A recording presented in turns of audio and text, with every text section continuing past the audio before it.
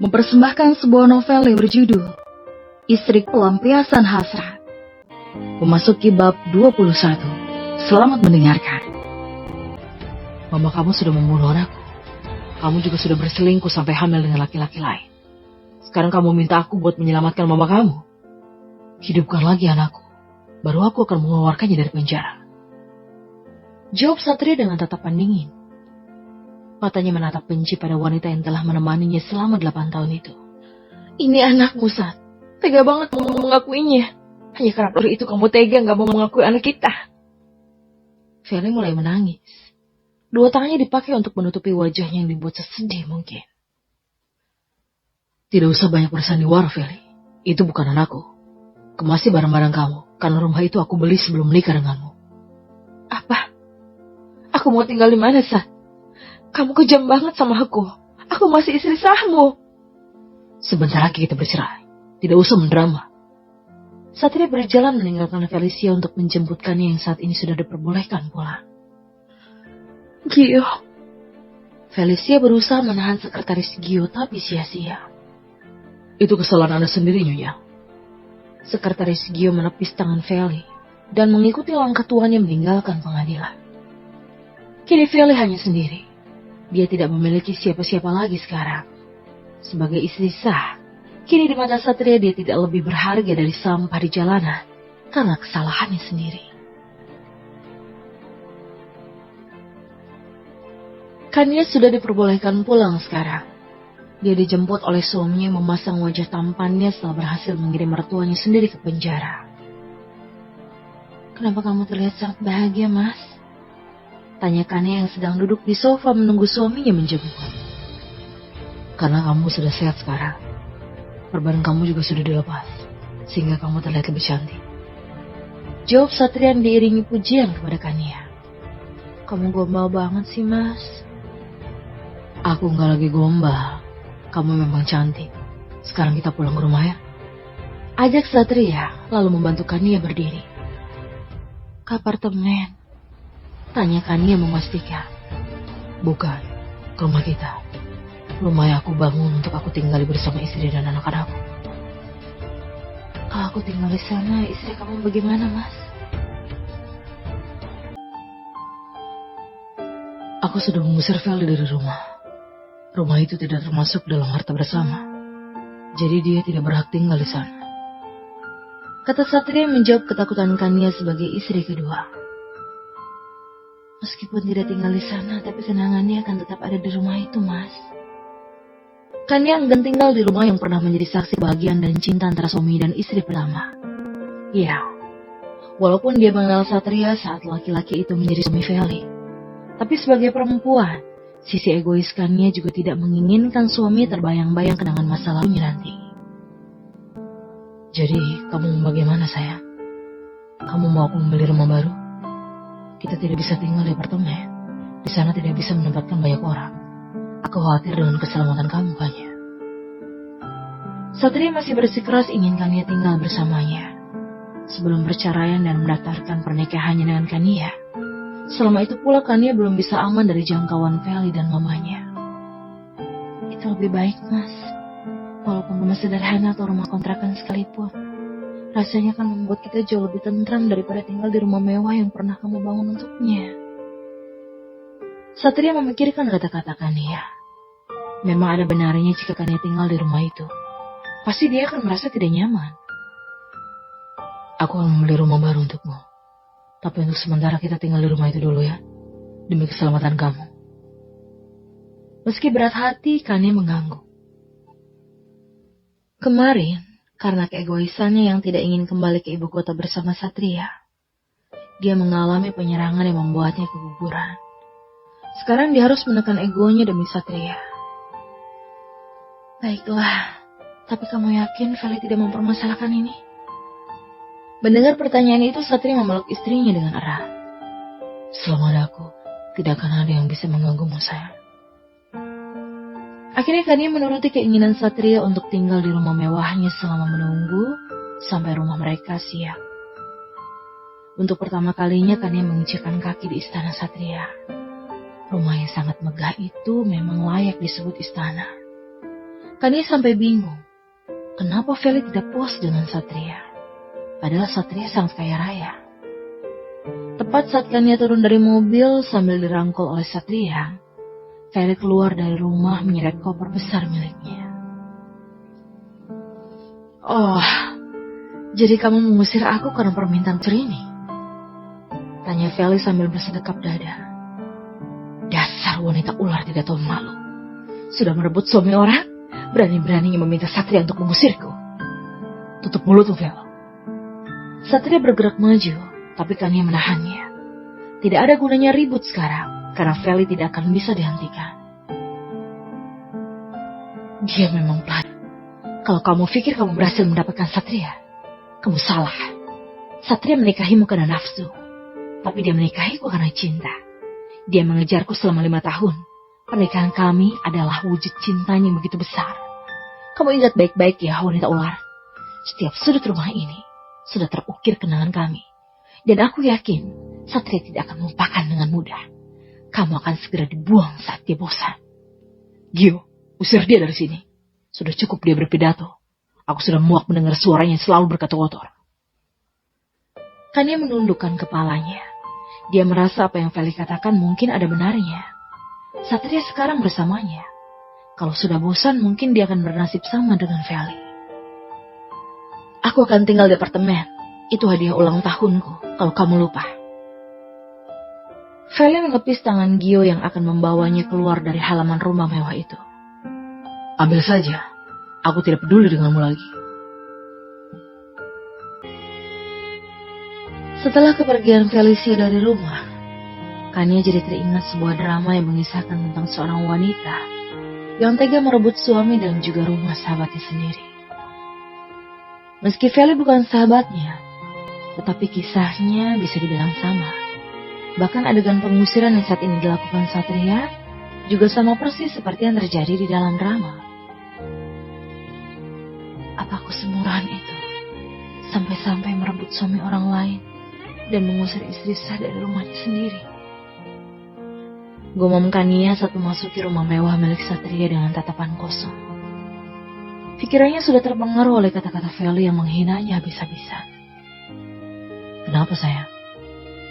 tanya Satria yang meski tidak jelas, tapi masih bisa mendengar gumaman istrinya tadi. "Apa kamu kepikiran dengan kata-kata Feli?" Satria menanggap wajah Kania yang tiba-tiba menunduk. Tanpa Kania jawab, sorot matanya yang sayu membuat Satria paham. "Aku memang pelakor. Aku memang pelacur," kata Kania sambil menangis. Hatinya mudah sekali bersedih. Apalagi dia baru saja kehilangan anak. Satria menghapus air mata Kania dan menempelkan keningnya di kening istrinya itu. "Bagiku, kamu bukan pelacur ataupun berebut suami orang. Kita melakukannya selama menikah. Kamu tidak mengambilku dari Feli, tapi Feli melakukan perselingkuhan, bahkan sampai hamil anak orang lain. Dia yang pelacur Kania, dan kamu adalah istriku. Kamu istriku secara sah meski pernikahan kita belum resmi." Apa yang Satria katakan memang benar, karena dalam hal ini memang Felicia yang lebih dulu melakukan kesalahan, dan dia sudah mengkhianati Satria, merusak kepercayaan yang telah diberikan padanya. "Tapi karena aku, kamu jadi menceraikan Feli." Satria mendekap erat tubuh Kania. Dia menarik nafas dalam dan tidak mau menyerah meyakinkan Kania. "Walaupun kita tidak bertemu, tapi Feli tetap berselingkuh, maka aku akan tetap menceraikannya. Kamu tahu, aku benci milikku dipakai orang lain, Kania. Aku sudah percaya, bahkan aku menyuruh orang untuk mengikutinya. Tapi ternyata dia dan mamanya jauh lebih licin untuk menutupi kebodohannya. Kalau malam itu aku tidak bertemu denganmu, mungkin aku tidak akan pernah menyadari bagaimana perasaanmu yang sebenarnya, Kania." Kania terdiam. Dia mencoba meyakinkan dirinya bahwa ini bukanlah kesalahannya. Ini adalah kesalahan Feli yang mengkhianati Satria. Kania tidak salah karena dia menjalankan kewajiban sebagai istri Satria dengan baik. Meski belum sepenuhnya pulih, Kania sudah beraktivitas normal untuk menghilangkan rasa sedihnya. Dia menyiapkan baju ganti untuk suaminya yang akan berangkat kerja. Sayang, hari ini kita akan lihat rumah baru. Nanti agak siang Gio akan menjemput. Kau siap-siaplah. Kalau cocok kita beli. Kata Satria yang kini mengenakan pakaian kerja dibantu oleh Kania. Ya, baiklah. Aku sebenarnya kangen kerja. Balas Kania sambil mengikat dasi Satria. Nanti malam kamu bisa mulai bekerja kalau sudah siap. Satria malah menggoda Kania. Padahal dia tahu yang diinginkan Kania bukanlah hal itu. Kita puasa dulu, Mas. Tapi kalau bantuin dikit, nggak masalah kan sayang? Satria sudah ingin mencium leher Kania. Tapi saat bibirnya baru mendarat, tiba-tiba ponselnya berderi. Dan membuat Satria menghela nafas berat. Siapa sih? Ganggu banget pagi-pagi. Satria melihat nama penelpon itu. Dan ternyata dari sekretaris Gio. Tuan, Nyonya Feli membuat pemberitaan di media soal perceraian ini. Dan sepertinya Tuan Besar dan Nyonya sudah mendengarnya. Apa? Papi akan datang sini? Sepertinya iya, Tuan. Apa kita perlu meredakan pemberitaan ini? Tidak usah. Sekalian saja kita bongkar semua. Felicia yang sudah terusir dari rumah memberitakan masalah perceraiannya dengan Satria. Wanita itu mengatakan bahwa Satria memilih selingkuhannya dibandingkan dirinya yang merupakan istri sah. Jadi memang benar. Dia berselingkuh dengan bawahannya sendiri di kantor saat aku sedang bekerja di luar negeri. Kata Felicia yang kini memasang ekspresi sedih. Klarifikasi ini muncul karena ada pemberitaan tentang ibunya yang menjadi dalang penyerangan Kania di kampung itu. Felicia memutarbalikkan fakta, sehingga orang-orang bersimpati padanya. Dalam dunia ini, tidak ada orang yang menyukai perusak rumah tangga seperti Kania. Dan Felicia memanfaatkan hal itu dengan baik. Dia mencari dukungan lewat masyarakat dan penggemarnya, supaya semakin banyak orang yang membenci Kania.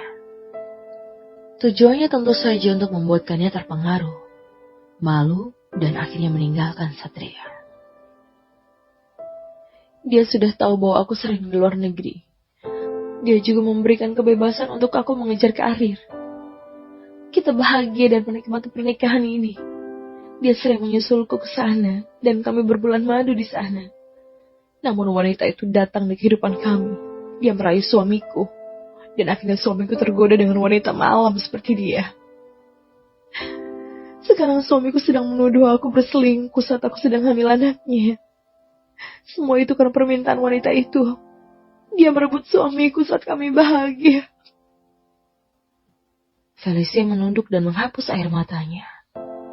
Orang-orang yang tidak tahu tentang kebenaran hubungan mereka pasti percaya dengan aktingnya yang luar biasa. Dia menangis dan menjual air matanya untuk kepentingannya sendiri. Menyebarkan kebohongan untuk menutupi kebodohannya sendiri.